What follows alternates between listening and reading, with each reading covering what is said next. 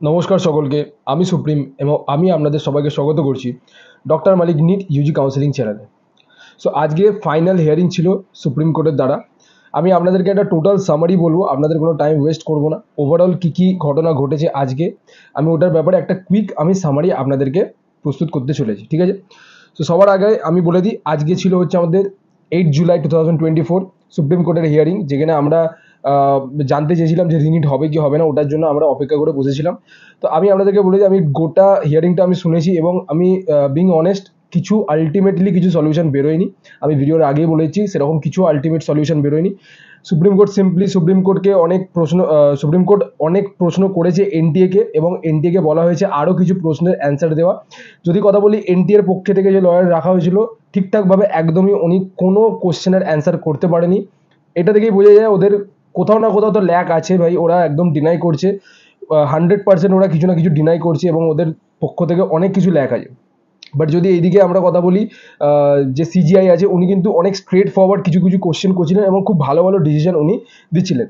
So আমি আপনাদেরকে যদি ওভারঅল আমি যদি সামারিটা বলে রাখি, তো নেক্সট হিয়ারিং কিন্তু আবার একটা দেওয়া হয়েছে, যেটা হচ্ছে থার্সডে, দ্যাট ইজ 11/7/2024 আবার কিন্তু সুপ্রিম কোর্টে একটা হিয়ারিং হবে। কেন হবে? কারণ কি এনটিএকে অনেক কোশ্চেন করা হয়েছে এবং এনটিএকে কাউন্টার দেওয়ার জন্য একদম একটা লাস্ট অপরচুনিটি দেওয়া হয়েছে। এবং কারণ কি এটা দেওয়া হয়েছে, কারণ কি এনটিএ একটা কোশ্চেনেরও ঠিকঠাকভাবে উত্তর দিতে পারছিল না।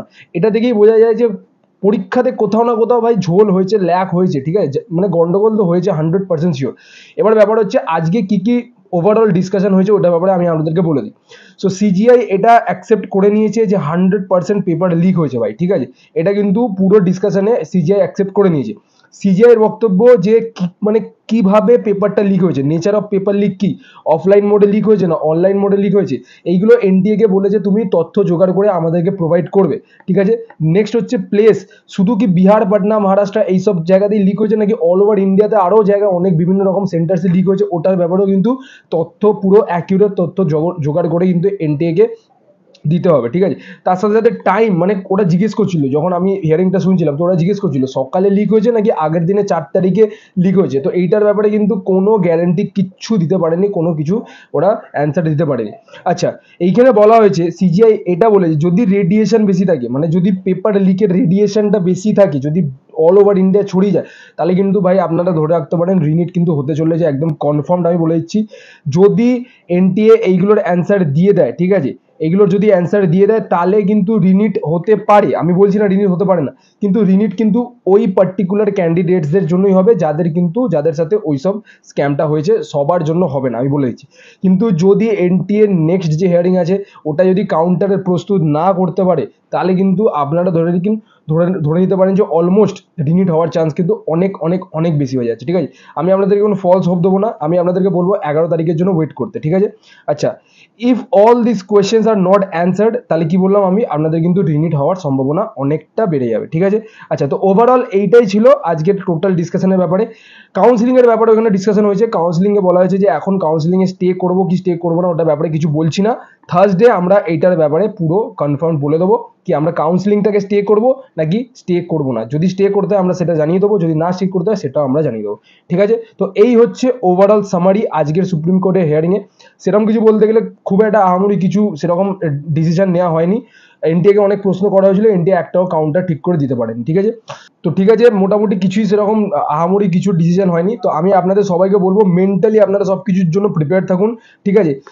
যদি বলি রিনিটের সম্ভাবনা, আমি আমার সাইড থেকে যদি বলি, দেখুন এনটিএ কিছু না কিছু জোগাড় করে, শিওর আমি বলছি এনটিএ নিজের সাইড থেকে কিছু না কিছু তথ্য ও জোগাড় করে দেবেই দেবে, যার জন্য আমার মনে হয় যে রিনিট for 24 lakh aspirant is not possible.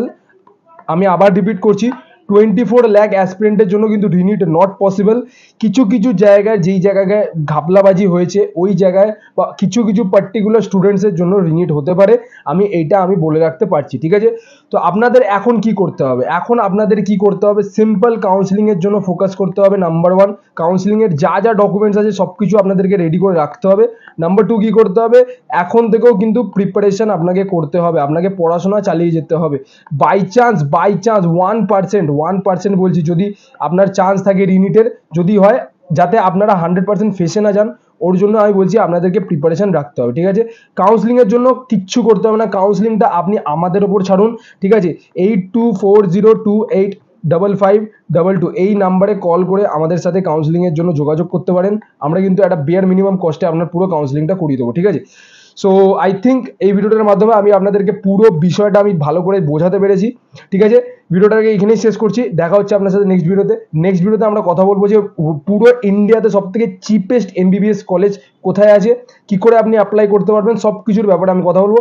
তার সাথে সাথে আমি রাশিয়ার ব্যাপারেও কথা বলবো যে যদি আমার ছেলে রাশিয়াতে এমবিবিএস পড়তে যায় তাহলে কি সেফটি মেজার্স আছে, ফি স্ট্রাকচার কত হবে, যদি নেপালে পড়তে যায় কত কি ফি স্ট্রাকচার আসবে, যদি বাংলাদেশে পড়তে যায় কত কি ফি স্ট্রাকচার আসবে, এই সব কিছুর ব্যাপারে আমি কিন্তু ডিটেল একটা ইনফরমেটিভ ভিডিও বানাতে চলেছি। তাহলে যদি চ্যানেলটাকে এখনো সাবস্ক্রাইব না করে থাকেন, আমি সবাইকে রিকোয়েস্ট করছি প্লিজ প্লিজ প্লিজ চ্যানেলটাকে সাবস্ক্রাইব করে দেবেন, বেল আইকনটাকে অলে প্রেস করে দেবেন, যার ফলে যদি কোনো নিউ নোটিফিকেশন যদি যায় ওটা আপনার কাছে তুরন্ত আপনাকে নোটিফাই করে দেবে, ঠিক আছে। ভিডিওটাকে এখানে শেষ করছি, আমি আশা করছি আপনারা সবাই সুস্থ থাকবেন, ভালো থাকবেন, সতর্ক থাকবেন। টেক কেয়ার, জয় হিন্দ, জয় ভারত।